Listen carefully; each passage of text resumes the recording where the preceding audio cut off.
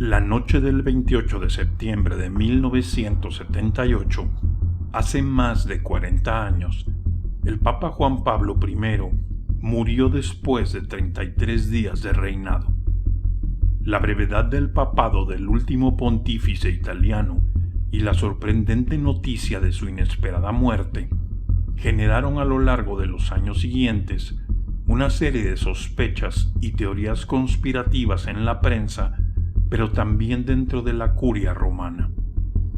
Esta noche, en Mansión Terror, te presentamos el misterio de la muerte del Papa Juan Pablo I.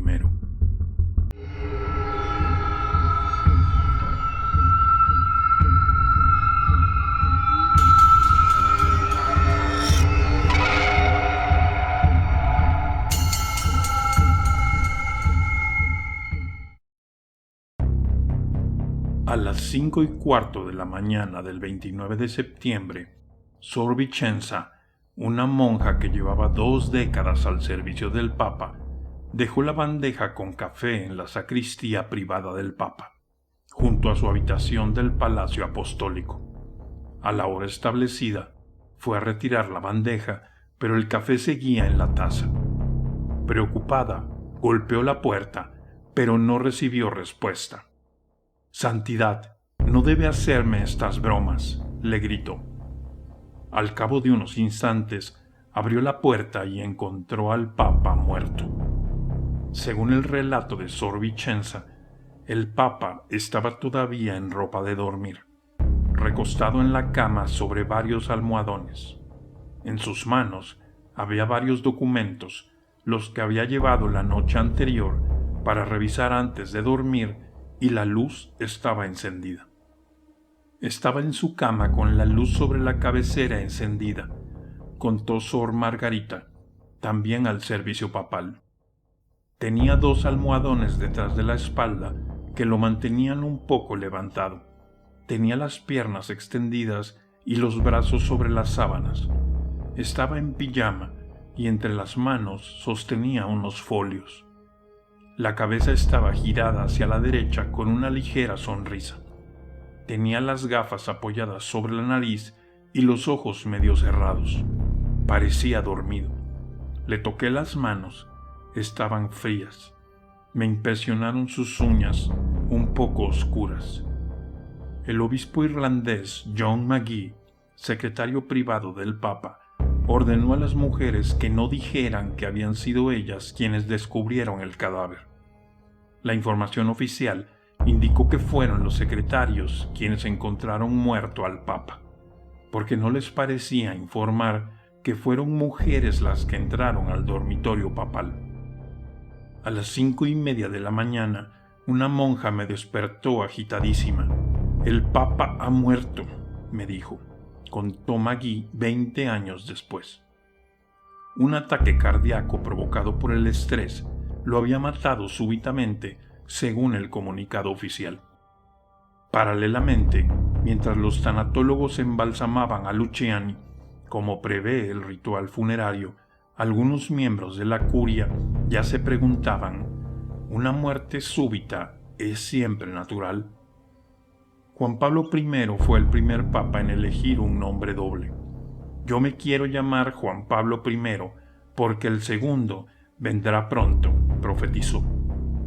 2 semanas antes de morir, Juan Pablo I recibió en audiencia a Nicodim, representante de la Iglesia Ortodoxa rusa en Leningrado y agente de la KGB.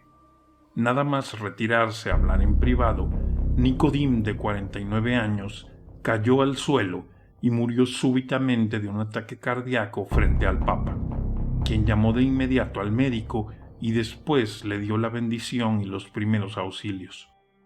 Nicodim era considerado uno de los jerarcas ortodoxos más valioso para la inminente negociación con la Unión Soviética sobre la libertad de culto. Su iglesia le había encargado fomentar el diálogo ecuménico con el catolicismo y con las demás religiones cristianas, y había seguido como observador algunas fases del Concilio Vaticano II. Juan Pablo pasó varias noches sin dormir preguntándose qué había sucedido. ¿Fue natural esa súbita muerte? En 1991, la familia del fallecido Papa reveló que la muerte no le llegó en la cama del Palacio Vaticano, sino en su escritorio, y que sí se le habría realizado una autopsia, pese a que la ley vaticana lo prohíbe. Aquella mañana, antes de las 7, me telefonó Diego Lorenzi, uno de sus secretarios, para decirme que había muerto mi tío, contó Pia Basso. Estaba trabajando en su escritorio y lo encontró Sor Vicenza, la religiosa que lo cuidaba desde hacía 20 años. Pero diremos que estaba en el lecho y que lo encontró el padre Magui. No era conveniente que la gente supiera que una mujer entraba en la habitación del Papa. La sobrina del Papa descartó hace 27 años la hipótesis del envenenamiento. Es imposible. No ha comido o cenado jamás solo.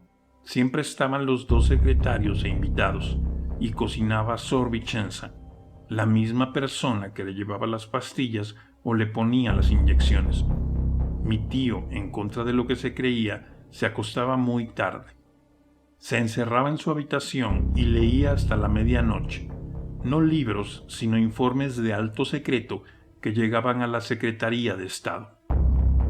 John Magui contó que el médico del pontífice, Renato Buscionetti, le informó que la noche antes, mientras rezaban juntos antes de cenar, el Papa había sentido un fuerte dolor en el pecho, en el tercio superior de la zona del externo. Aquel dolor se prolongó 5 minutos, pero Albino Luciani no le dio importancia y no quiso que se llamara al médico.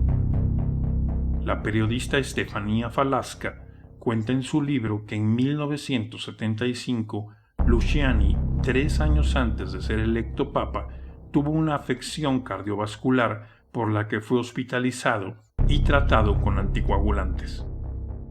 3 días antes de morir, el papa llegó a asegurar, según Magui, que presentía su final. Yo me marcharé y el que estaba sentado en la Capilla Sixtina enfrente de mí ocupará mi lugar. El cardenal Pietro Parolin, actual secretario de Estado del Vaticano, corrobora que la miríada de teorías conspirativas y sospechas no tienen fundamento. Es una reconstrucción efectuada siguiendo una modalidad de investigación histórica rigurosa sobre la base de una documentación excepcional hasta hoy inédita. Hay quienes sostienen que la hipótesis del asesinato se trata de una leyenda, que es imposible que un papa sea asesinado. A quienes piensan así, les recuerdo que apenas 3 años después, su sucesor, Juan Pablo II, casi fue asesinado en la plaza de San Pedro, dijo Andrea Tornelli, autor del libro Papa Luciani, La sonrisa del santo. En su libro Albino Luciani, un caso abierto, el sacerdote, filósofo y teólogo español Jesús López Sáez analiza varias interrogantes y pidió reabrir el caso y cancelar la beatificación de Juan Pablo I hasta que se esclarezcan las causas reales de su fallecimiento. Debía tomar decisiones importantes que bien sabía eran peligrosas para su seguridad, dice López, con las cuales pensaba cortar los negocios económicos del Vaticano, fruto de acuerdos con la logia masónica, la mafia y la CIA. Se expuso mucho contra enemigos muy fuertes, avesados en el mal, sin escrúpulos y más que nunca determinados a conservar su poder curial, político y financiero. Todo esto junto a otras numerosas iniciativas de reforma radical de su iglesia que había programado con mente lúcida y ánimo firme, no encaja con la imagen que de él se fue dando después de su muerte. Luciani había llegado al trono de San Pedro en momentos particulares. Como cardenal, se había mostrado preocupado por la debilidad del Papa Pablo VI, su antecesor, y no estaba seguro de que las reformas del Concilio Vaticano II fueran eficientes. Por último, la corrupción en la política y las finanzas vaticanas en las que había metido sus garras la logia masónica P2 eran más que preocupantes. El 26 de agosto de 1978, inesperadamente fue electo papa en medio de una guerra intestina que desgarraba a la curia. Fue un gran problema. Albino Luciani era un hombre justo que se proponía retirar la cizaña del trigo vaticano. Para empezar, les dio la espalda a los tradicionalistas, negándose a ser coronado con la triple tiara papal y ganándose la ira silenciosa de la curia. Cuando decidió llamarse Juan Pablo I, le hicieron notar que, según la tradición, si un papa se pone dos nombres, debe ser a secas. Y él respondió: yo me quiero llamar Juan Pablo I porque el segundo vendrá pronto. El papa se sentía humanamente muy débil. Me daba la impresión de que tenía miedo, no de la muerte, sino de un momento de debilidad humana en que pudiera hacer algo equivocado para la Iglesia. Y para él traicionar a la Iglesia era traicionar a Cristo, dijo Magui. A las 2 semanas de iniciado su papado, la atmósfera vaticana era irrespirable. El historiador británico David Jalop señala al entonces secretario de Estado, el cardenal masón Jean Billot, como uno de los sospechosos de la muerte de Albino, que conocía los propósitos secretos del Papa de limpiar el corrupto Banco Vaticano y expulsar de la Santa Sede a sus socios en el crimen. Al mes de su elección, el Papa apareció muerto sin que nunca se hayan aclarado todas las circunstancias. ¿Murió Juan Pablo I de causas naturales, como se dijo oficialmente, o fue envenenado? ¿Qué reforma profunda estaba programando para la Iglesia Católica? ¿Por qué los papas que le sucedieron, Juan Pablo II, Benedicto XVI y Francisco, jamás pronunciaron una palabra sobre la muerte del Papa Luciani? Las respuestas están sepultadas en las grutas vaticanas.